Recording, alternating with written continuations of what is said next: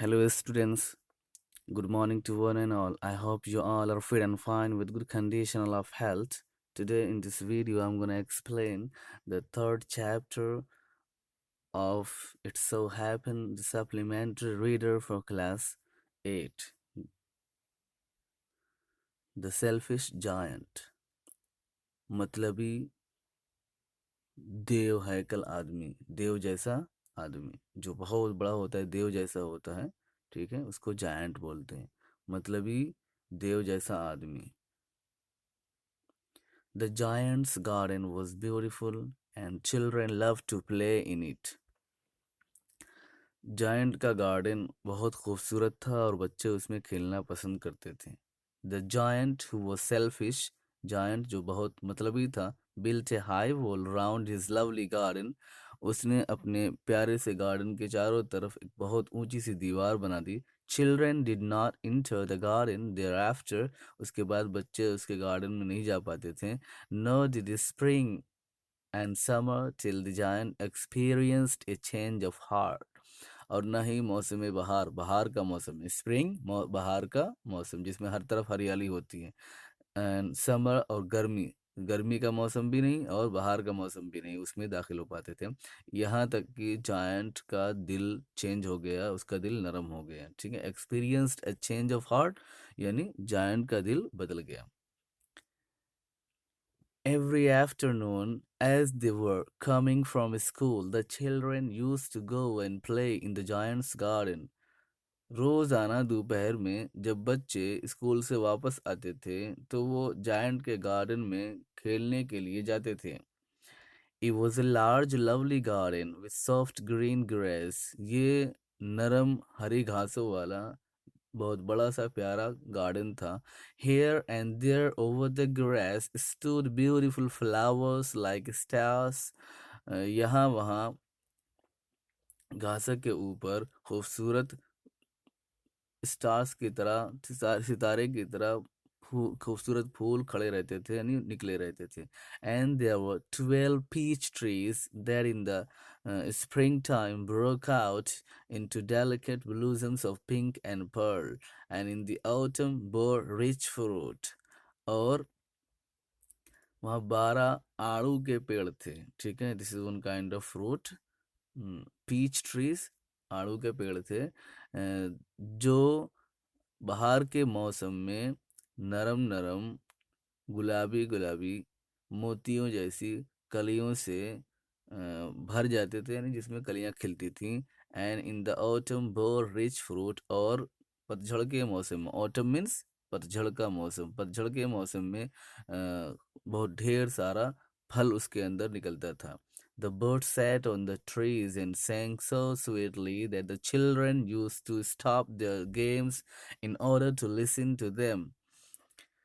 चिड़िया उस पेड़ों पर इतना प्यारा सा गुनगुनाती थी, चहचहाती थी कि बच्चे उनके सॉन्ग को सुनने के लिए अपने खेल को रोक देते थे, अपना खेल बंद कर देते थे। How happy we are here they cried to each other, वो एक दूसरे से चिल्लाकर बोलते थे कि हम यहाँ कितने खुश हैं। One day the giant came back, एक दिन जायंट वापस आ गया। He had been to visit his friend the Cornish ogre, वो अपने दोस्त कॉर्निश ओग्रे से मिलने गया था। ये भी एक तरीके का जायंट आदमी था, वो अपने दोस्त से मिलने गया था। And he and had stayed with him for 7 years, और जब मिलने गया तो वहीं 7 साल तक उसके साथ रह गया था। When he arrived he saw the children playing in the garden, जब वो वापस आया तो उसने बच्चों को गार्डन में खेलते हुए देखा। What are you doing here? He cried in a very gruff voice. वो तेजी से चिल्लाया, एकदम सख्ती से, gruff voice, रफ आवाज में, मतलब गुस्से में चिल्लाया कि तुम यहाँ क्या कर रहे हो। And the children ran away, और बच्चे भाग गए ये सुन करके। Here is the giant scolding the children in his garden, okay, and the children running away from his garden. My own garden is my own garden, said the giant. Anyone can understand that। Giant ने कहा कि ये मेरा अपना garden, मेरा अपना garden है, कोई भी आदमी ये बात समझ सकता है। And I will allow nobody to play in it but myself. इसमें सिर्फ और सिर्फ मैं खेलूंगा, किसी और को इसमें इजाज़त नहीं होगी, अलाउंस नहीं होगी खेलने के लिए।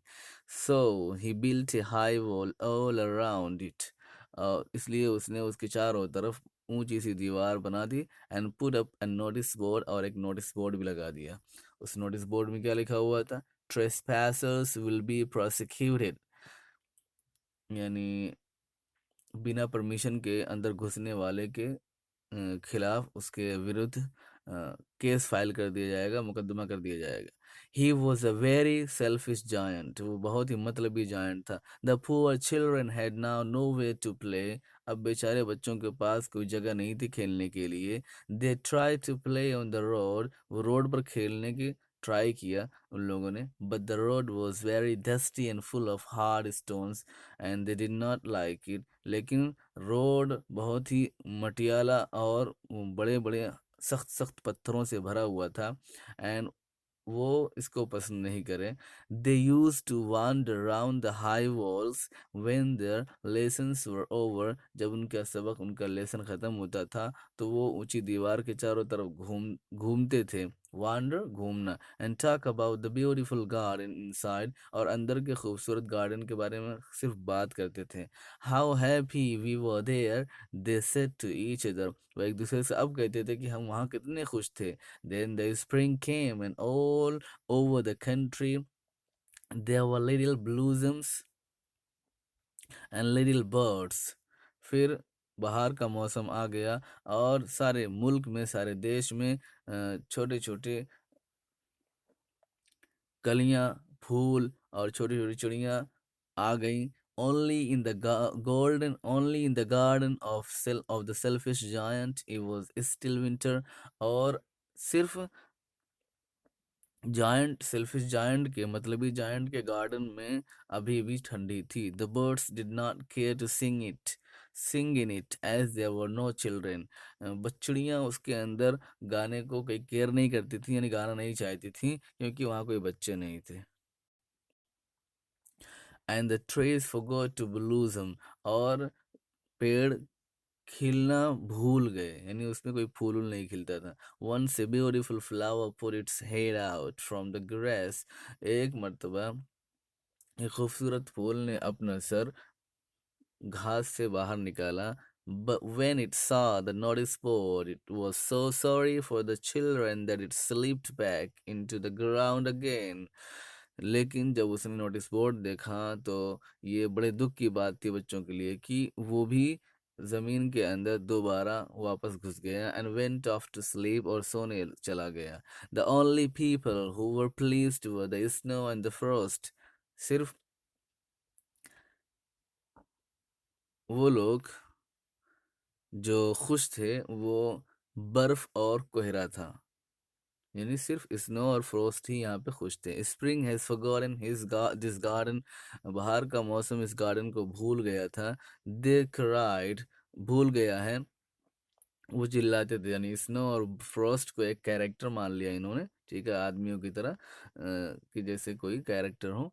तो वो चिल्लाते थे कि यहाँ पे बाहर का मौसम आना भूल गया है। So we will live here all the year round, इसलिए हम यहाँ पे अब पूरे साल रहेंगे। The snow covered up the grass with her great white cloak, बर्फ ने अपने सफ़ेद सफ़ेद चोगे से, बड़े सफ़ेद सफ़ेद चोगे से घासों को ढाप लिया।